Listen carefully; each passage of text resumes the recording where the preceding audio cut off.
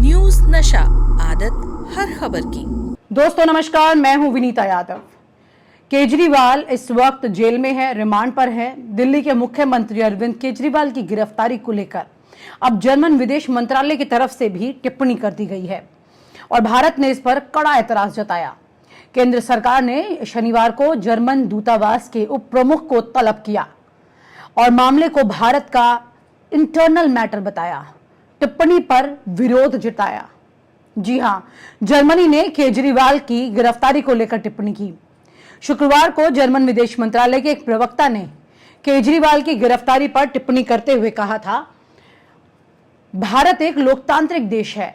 हम उम्मीद करते हैं कि न्यायपालिका की स्वतंत्रता और बुनियादी लोकतांत्रिक सिद्धांतों से संबंधित मानकों को इस मामले में लागू किया जाए। जी, भारत ने फिर पलटकर क्या जवाब दिया? उन्होंने कहा कि यह उनका इंटरनल मैटर है। अब इस टिप्पणी पर भारत की ओर से जो जवाब आया वो है, भारतीय विदेश मंत्रालय ने बयान जारी करके कहा, नई दिल्ली के जर्मन दूतावास के उप प्रमुख को तलब कर उनके सामने कड़ा विरोध उन्होंने दर्ज कराया है और बताया गया कि ऐसी टिप्पणी को भारत न्याय प्रक्रिया में हस्तक्षेप के रूप में देखता है। विदेश मंत्रालय ने इस संबंध में विज्ञप्ति जारी की और कहा, नई दिल्ली में जर्मन मिशन के उप प्रमुख को आज बुलाया गया और हमारे आंतरिक मामलों पर उनके विदेश कार्यालय प्रवक्ता की टिप्पणियों पर भारत के कड़े विरोध से अवगत कराया गया। हम ऐसी टिप्पणियों को हमारी न्यायिक प्रक्रिया में हस्तक्षेप और हमारी न्यायिक पालिका की स्वतंत्रता को कमजोर करने के रूप में देखते हैं।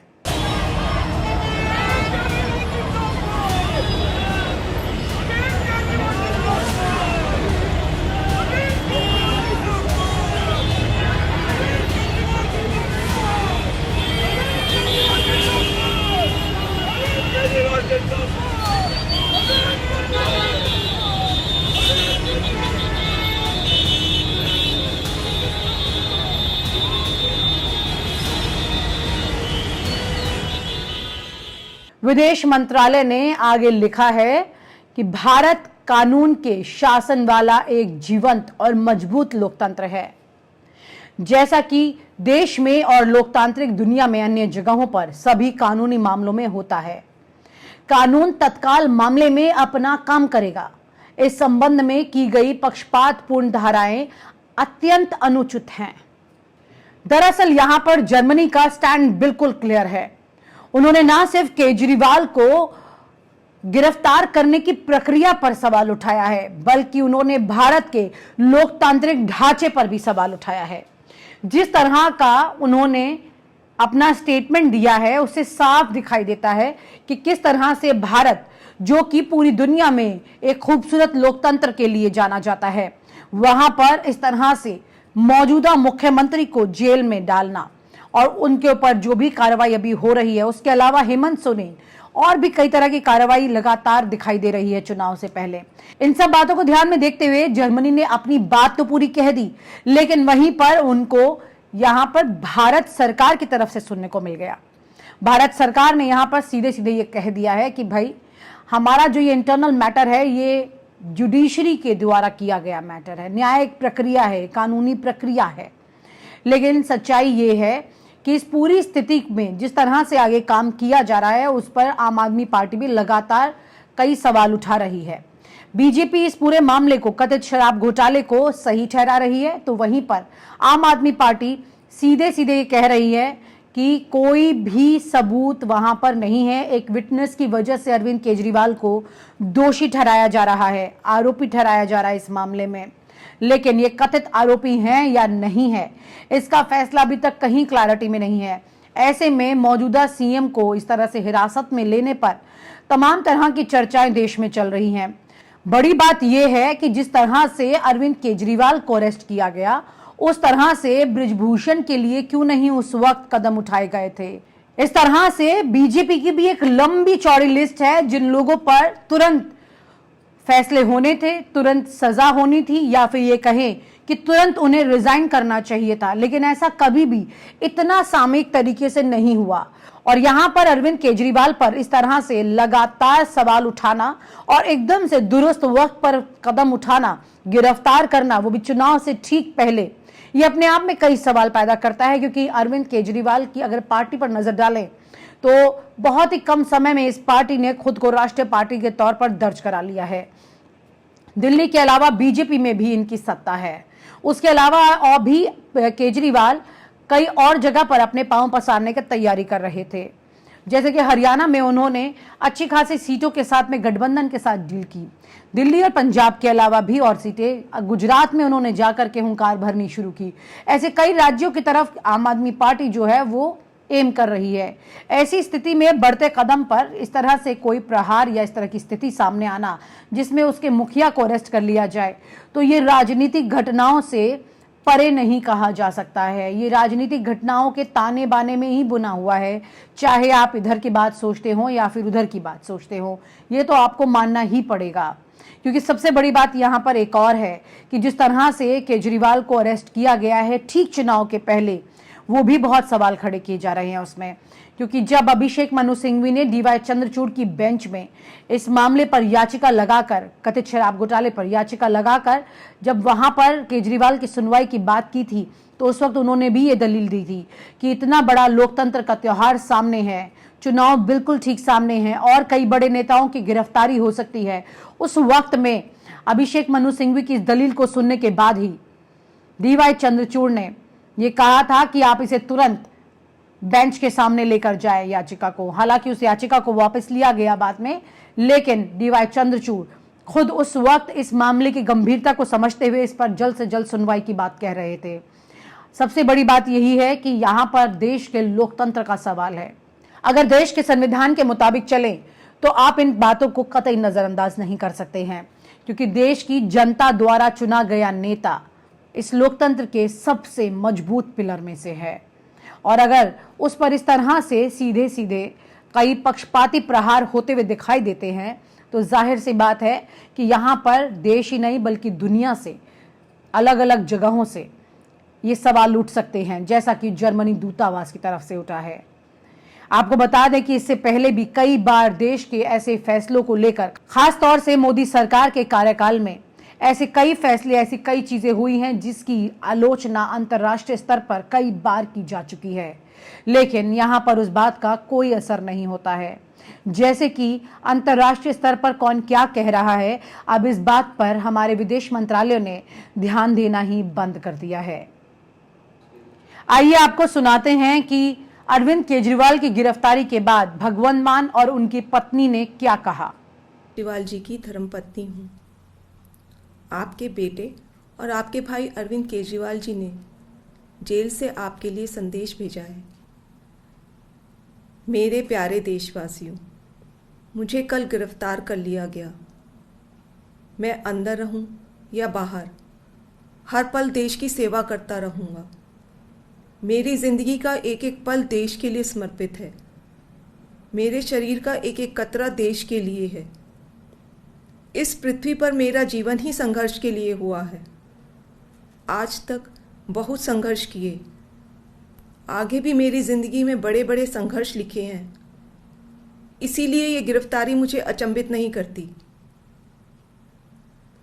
आपसे मुझे बहुत प्यार मिला है। पिछले जन्म में ज़रूर मैंने बहुत पुण्य किए होंगे जो मैं भारत जैसे महान देश में पैदा हुआ। हमें मिलकर फिर से भारत को महान बनाना है, दुनिया का सबसे शक्तिशाली और नंबर 1 देश बनाना है। भारत के अंदर और बाहर ढेरों ऐसी शक्तियां हैं जो भारत को कमज़ोर कर रही हैं। हमें सचेत रहकर इन शक्तियों को पहचानना है, इन शक्तियों को हराना है। और भारत में ही ढेरों ऐसे लोग हैं, ढेरों ताकतें हैं जो देशभक्त हैं, जो भारत को आगे बढ़ाना चाहती हैं। इन ताकतों के साथ जुड़ना है और इन्हें और मजबूत करना है। दिल्ली की मेरी माँ बहनें सोच रही होंगी, केजरीवाल तो अंदर चला गया, पता नहीं अब 1000 रुपया मिलेगा या नहीं। मेरी सभी माताओं और बहनों से अपील है, अपने भाई और अपने बेटे पर भरोसा रखो। ऐसी सलाखें नहीं जो आपके भाई और आपके बेटे को ज़्यादा दिन अंदर रख सके। मैं जल्द बाहर आऊँगा और अपना वादा पूरा करूँगा। क्या आज तक कभी ऐसा हुआ कि केजरीवाल ने कोई वादा किया और पूरा नहीं किया?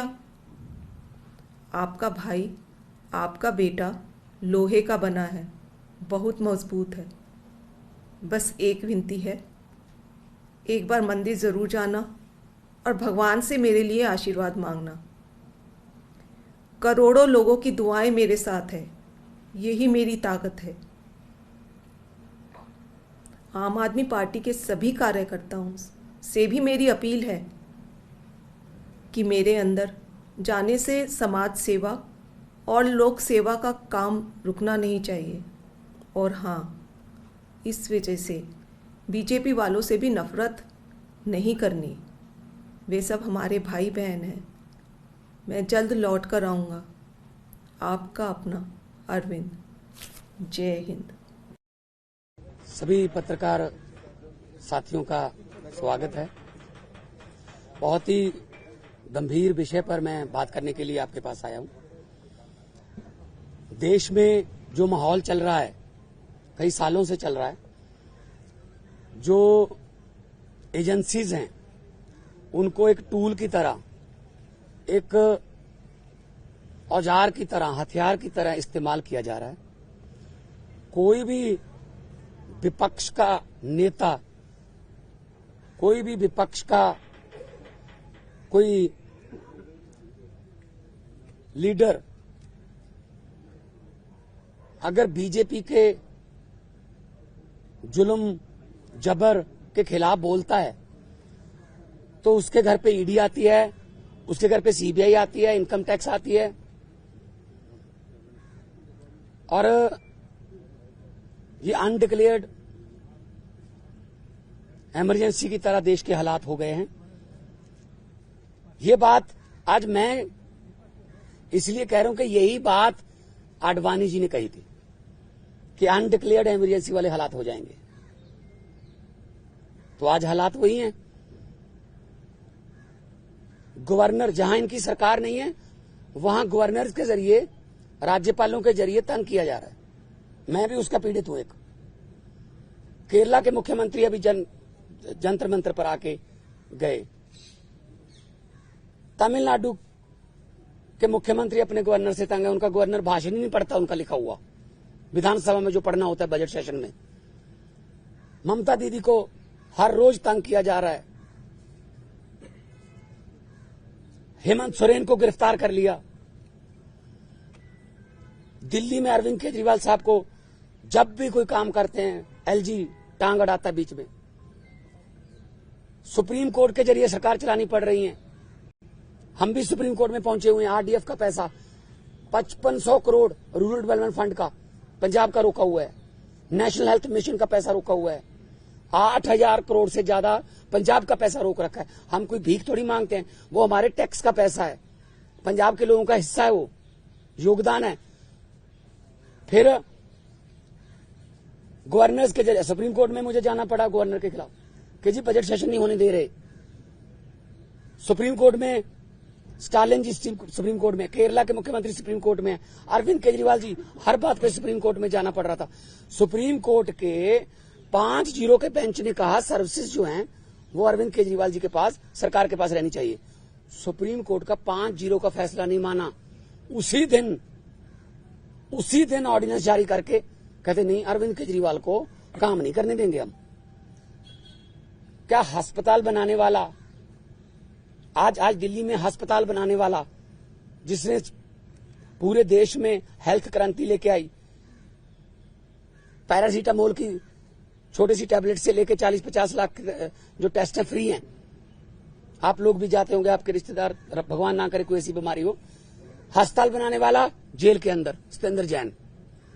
दिल्ली में स्कूल बनाने वाला, जिसने लाखों बच्चे, गरीबों के बच्चे नीट, एमबीबीएस, आईआईटी में जाने योग्य कर दिए, मनीष सिसोदिया। जेल के अंदर है।